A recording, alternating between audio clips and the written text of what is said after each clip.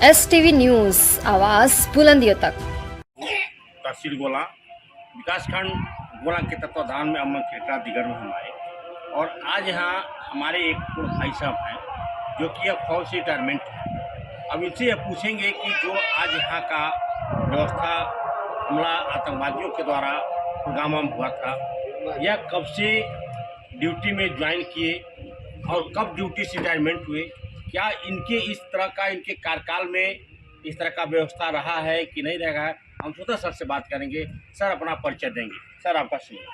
जी, मैं राकेश कुमार त्रिपाठी जी, मैं एयरफोर्स से रिटायर्ड अधिकारी हूँ। जी, एयरफोर्स में मैं जुलाई 81 में गया था, जी, भर्ती हुआ था और नवंबर 2020 में मैं वहाँ से रिटायर हुआ। मतलब मेरा कुल टेन्योर करीब 39 years 4 month and some days, 40 years, around 40 years जो आप मान सकते हैं।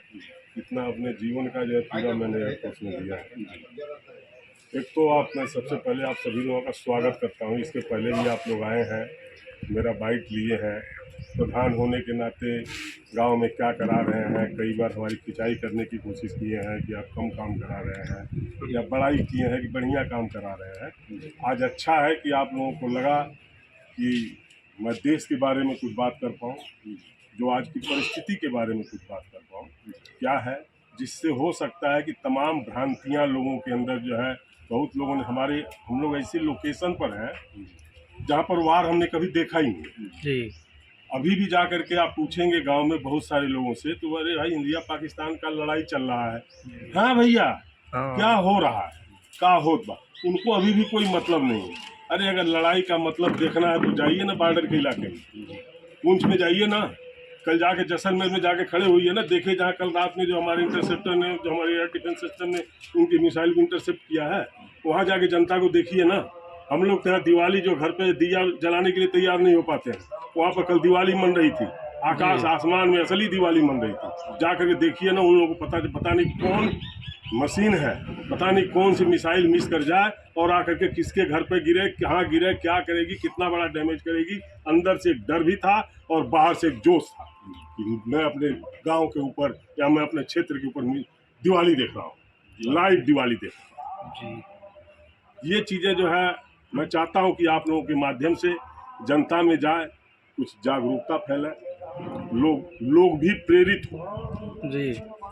जी बोलिए। तो सर इसके आपके जब से आप ड्यूटी मानिए 40 ईयर्स आपने ड्यूटी किया जी, तो क्या यह कार्यकाल आपके उसमें भी इस तरह का कहीं देखने को आपको चांस मिला था या क्या रहा इसका? मैं दुर्भाग्यशाली हूँ और आज हमको अफसोस हो रहा है कि मैं 4 साल पहले क्यों आ गया।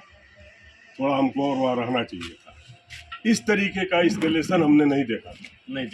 तैयारी वैसे जो है पाकिस्तान में एक जो है किसी को अगर छींक भी आ जाती थी, मुशर्रफ खान साहब जो छींक भी आ जाती थी, तो यहाँ हम लोग तैयार हो जाते थे कि पता नहीं क्या करेगा। ठीक है, तो वैसी तैयारी जो है हमने हमेशा, हमारी फौज हमेशा तैयार रहती है। बड़ी पीरियडिकली 3 महीना या 6 महीना पर जो है हम लोग, एक पीएडी होती है पैसिव एयर डिफेंस, अभी इस समय एक्टिव एयर डिफेंस चल रहा है। जो हमारे जो है डिफेंस सिस्टम जो है जो मिसाइल को जो इंटरसेप्ट कर रहे हैं, इस तरीके की तैयारी हमारे वहाँ हर 6 महीने में हम प्रैक्टिस करते हैं। यही है, उसमें फायरिंग नहीं करते हैं जी, उसमें वो एक्टिव नहीं, वो पैसिव एयर डिफेंस होता है। इस तरीके की तैयारियाँ हमारे एयरफोर्स में चलती रहती हैं। हमारी सेना, हमारे जहाज ORP पर 24 घंटे लोडेड तैयार खड़े रहते हैं। वहाँ पर एक पायलट और कुछ काम नहीं है, पायलट बैठा रहेगा, उसके पूरे क्रू बैठे रहेंगे, ताकि जब भी हो 2 मिनट के अंदर अंदर उनको एयरबॉर्न होना है। उसमें ये भी नहीं है कि भाई थोड़ा अगर लेट हो गए तो उनकी नौकरी गई, या जो भी उसके क्रू है उनकी नौकरी गई। तो मैं पेशाब करने लगा था, मैं वहाँ चला गया था, कोई बहाना नहीं चलेगा। तो हम लोग तैयार रहते हैं, हमेशा तैयार रहते हैं। यानी कि लेकिन सर जो अभी आप कहे हैं वार, हाँ, तो वार के बारे में कुछ विस्तृत बताएं। वार के बारे में विस्तृत देखिए, as a matter of fact अभी भी वार डिक्लेयर नहीं हुआ है जी। जो चल रहा है ये वार डिक्लेयर नहीं हुआ है। पाकिस्तान ने हद कर दिया और इस बार जो बालाकोट में वहाँ पर पठान जो अपना पहलगाम में जो उसने किया है, वो तो हर सीमा लांघ गया। औरतों के सामने उनके पतियों को मार दिया। औरत बोली हमको भी मार दो, तो बोला नहीं, तुम जा करके मोदी से बोलना कि हमने तुम्हारे पति को मार दिया। पहले धर्म पूछा। लोगों ने कोई डर के मारे अगर बोल दिया मैं मुस्लिम हूँ तो कलमा पढ़ो, अगर कलमा भी पढ़ दिया तो उसका अंडरवियर खोल करके चेक किया कि तुम सही में मुस्लिम हो कि नहीं। जबकि हमारे देश में हम भले ही आपस में कुछ न कुछ राजनीतिक रूप से करते रहे, ऐसी इस तरीके की धार्मिक कट्टरता हमारे देश में नहीं है। हमारे देश के उस घटना के बाद हमारे वहाँ के जितने भी मुस्लिम थे, आपने देखा होगा, मीडिया के माध्यम से मैं भी देख रहा हूँ, सारे एकजुट होकर के उनको बहुत बुरा लगा। सारे एकजुट होकर के कि भाई इसका जवाब दिया जाए। जवाब देने के लिए हमारे प्रधानमंत्री ने भी कमिट किया, हाँ ठीक है जवाब दिया जाएगा। तो और अपनी उन्होंने तैयारी की, ठीक है, तैयारी करने के बाद सब कुछ कहें, क्योंकि हम अब एक देश से बदला लेने जा रहे हैं। पाकिस्तान की देश से बदला लेने जा रहे हैं कि आतंकवाद को खत्म करने का है? नहीं, इसमें ये चीज हमको सोचना पड़ेगा जी। इसको जो आप कैसे भी कहें, वो देश ही ऐसा है जो आतंकवादी है, यानी पाकिस्तान आतंकवाद को पैदा करता है। मेरी जितनी बुद्धि है, जितनी मेरी क्षमता है, सारी सरकार शायद न कह पाए, मैं अपनी उस क्षमता के अनुसार मगर वो देश ही आतंकवादी है। क्योंकि उसके जस्ट 1 हफ्ता पहले उनके जनरल ने क्या बयान दिया था, वो हिंदू मुस्लिम वाला बयान एक जनरल को शोभा ही नहीं देता है, बहुत गलत किया था। एक जनरल एक प्रतिष्ठित पद होता है, आर्मी का चीफ है, सबसे बड़ा पद होता है, नपातुला जवाब देना चाहिए। जो आदमी इस तरीके की बात करे, मैं तो बोलता हूँ आतंकवादी है, वो देश ही आतंकवादी है। इसलिए जो आपने प्रश्न पूछा बढ़िया। अब हमारा रिस्टेंट देखिए, हम कितने सभ्य समाज में जी रहे हैं, हमारा देश कितना रिस्पॉन्सिबल है कि हमने अटैक भी किया, हमने किसी और के ऊपर नहीं किया, जनता के ऊपर नहीं किया, उनके देश के और किसी प्रतिष्ठानों के ऊपर नहीं किया, कहीं उनका पुल नहीं गिरा, कहीं उनका डिफेंस इंस्टॉलेशन नहीं गिरा। हमने चुन करके आतंकी अड्डों को नष्ट किया। तभी भी जो है कितना मतलब अगर नहीं गिरा, हमने चुन करके आतंकी अड्डों को नष्ट किया। तभी भी जो है कितना मतलब अगर और कोई पाकिस्तान क्या कर रहा है, बदले में पाकिस्तान ने क्या किया, सिविलियंस के ऊपर दाग रहा है। हमारा देश आज भी अभी युद्ध डिक्लेयर नहीं किया है, हम केवल जो कर रहे हैं उसको हम लोग बचा रहे हैं, अपने आप को डिफेंड कर रहे हैं और बदला ले रहे हैं, उसका जवाब आतंकवाद का, उसका जवाब। अभी फिलहाल तो आप इसको आतंकवाद का ही कह सकते हैं जी, लेकिन इसमें उनकी सेना इन्वॉल्व है जी। आतंकवाद अगर ऐसे बिल्कुल कैटेगरिकली हमसे अगर इसको डिफरेंशिएट करने के लिए कहेंगे, तो अगर आतंकवादी लड़ते हमसे तो मैं ये बोलता कि आतंकवाद का जवाब दे रहे हैं। इसमें उनकी सेना लड़ रही है, सेना देश की होती जी, तो हम अब देश से लड़ रहे हैं। हाँ यही है, अभी हमने बॉर्डर क्रॉस नहीं किया है, अभी भी हम संयम बरते हुए हैं। हम यहीं से बॉर्डर के इधर रह करके ही हम जो कुछ भी करना चाह रहे हैं यहाँ से जवाब दे रहे हैं। हमारी सेना इतनी सक्षम है, हमारे पास इतनी पावर है कि यहाँ बैठे बैठे पाकिस्तान का कई देशों को हम लोग जद में ले सकते हैं, लेकिन अभी हम वो नहीं करना चाहते, अभी हम वो नहीं कर रहे हैं। लेकिन पाकिस्तान की सेना जो है वह लगातार रॉकेट और मिसाइलें दाग रहे हैं, उसका मतलब तो भारत से बदला लेने का हो गया। वो लोग जो हमारे जैसे सहनशील देश नहीं है ना जी, इसीलिए तो पाकिस्तान और भारत की कोई तुलना नहीं की जा सकती। अरे भाई कायदे से हमने उनके आतंकवादी अड्डों को गिराया था जी। अगर तुम्हारे वहाँ कोई आतंकवादी अड्डा है तो तुम आकर उसको गिराओ, हमारे वहाँ कोई ही नहीं है, वो बेचारे करेंगे क्या। और देश आतंकवादी है वो, मैं इसीलिए शुरू में बोला था, वो देश आतंकवादी है। और जब देश आतंकवादी है तो उसने उस आतंकवाद को अपना लिया और आतंकवाद का बदला लेने के लिए अपनी सेना को उतार दिया, खुद उतर गए, खुद में पूरा देश उतर गया कि हमारे आतंकवादी अड्डों को गिरा दिया। आप देखे होंगे कई जगह मीडिया में आता है, अरे वो तो मस्जिद थी। अरे भाई तुमने मस्जिद में अपना ठिकाना बना रखा, इजराइल ने क्या किया? इजराइल ने पैलेस्टीन में जाकर के क्या किया? उन्होंने ठिकाना ही मदरसे में बना रखा है, ठिकाना ही स्कूल में बना रखा है, अपना ठिकाना ही कहीं माल के नीचे बना रखा है। तो कोई क्या करेगा उसके आड़ में? उसको छोड़ेगा नहीं, उसको मारेगा, उसको रद्द करना ही है। उद्देश्य मस्जिद गिराना नहीं था, हमारा उद्देश्य उनको मारना था, क्योंकि उस मस्जिद के नीचे चिपड़ू। इसमें सर जो सिंदूर नाम से चल रहा है अपने बहुत बढ़िया, वह सिंदूर का क्या हमारे आप लोगों के मध्य एक महिला भी बैठी हुई है, शायद ये भी उस चीज को समझेंगी और गर्व महसूस करेंगी।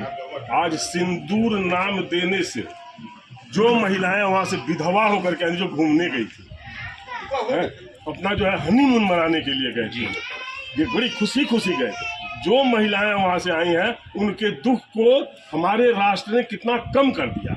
आज वो खुश है कि हमारा सिंदूर तो तूने लूटा, लेकिन मेरे इस सिंदूर ने तुम्हारा देखो सत्यानाश कर रहा, मेरा ये सिंदूर तुम्हारा सत्यानाश कर रहा।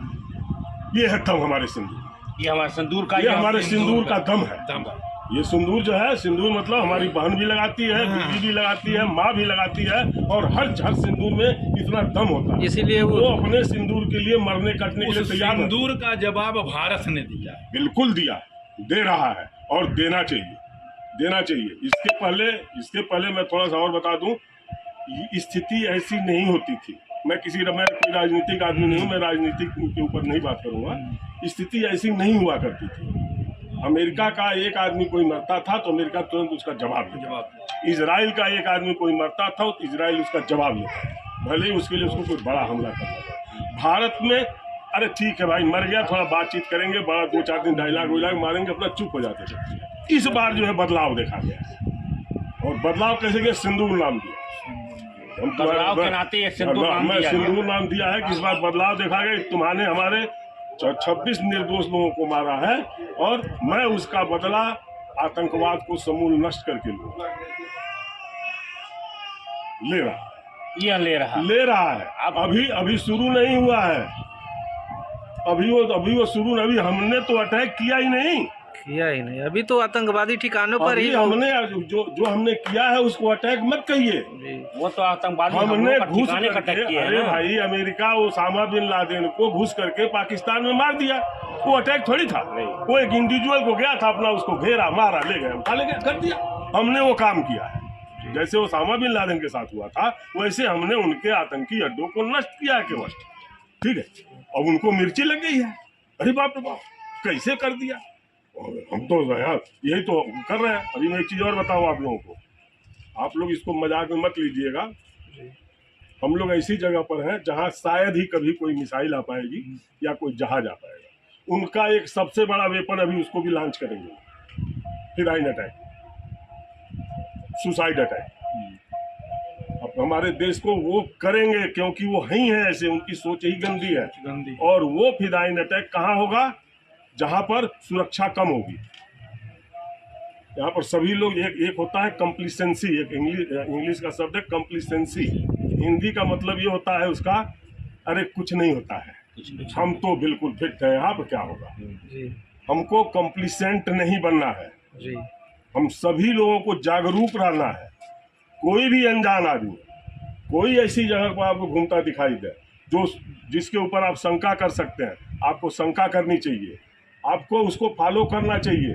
अपनी पुलिस को अपने पुलिस थाने में रिपोर्ट करनी चाहिए। इसी बहाने में पुलिस थाने से, पुलिस के जवानों से भी रिक्वेस्ट करना चाहूँगा कि ऐसी कोई सूचना अगर मिले तो उसको छोटे तरीके से न लिया जाए, क्योंकि वो फिराइन अटैक वहीं पर होगा जहाँ पर सुरक्षा कम है, और हमारी सारी सुरक्षा तो लगी हुई है बॉर्डर। वो कहीं से भी घुसपैठ करके आ सकते हैं, कुछ भी कर सकते हैं। क्या होगा आकर के, मान लीजिए हमारे गांव में फिराइन अटैक कर दिया, 2-4 घर 100-50 लोगों को मार दिए सब, क्या होगा? हमारा जो सेना हमारी वहाँ लड़ रही है उसको डाइवर्ट होगा। अरे हमको वहाँ भी देखना है।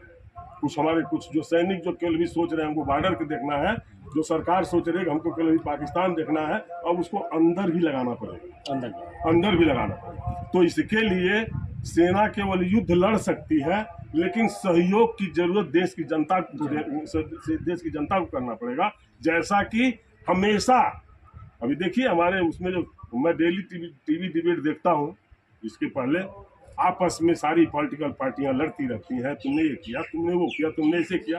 जब देश की बात आई तो सारे एक हो गए, सारे एक हो गए, पक्ष विपक्ष एक। मुसलमानों से बढ़िया, जितना बढ़िया ओवैसी बोल रहे हैं उतना बढ़िया कोई बोली नहीं, कोई नहीं बोल रहा। ओवैसी आज सबको तो वो जो है देश की बात है, ये है भारतीयता जी, ये हमारी देशभक्ति है।